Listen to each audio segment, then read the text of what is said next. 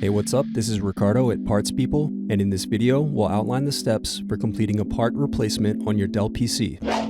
Visit our website and use this coupon for a 5% off discount.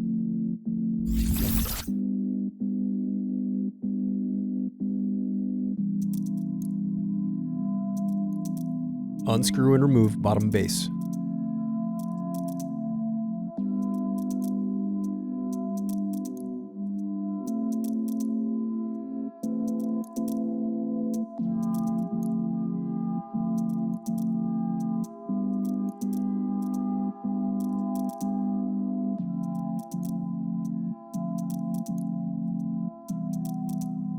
Now unscrew and disconnect battery.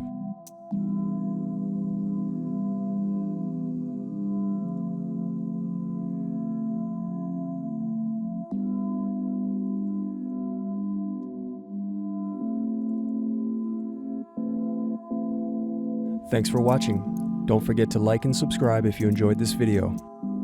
And if you need more, check out this playlist to watch other tutorials for your laptop.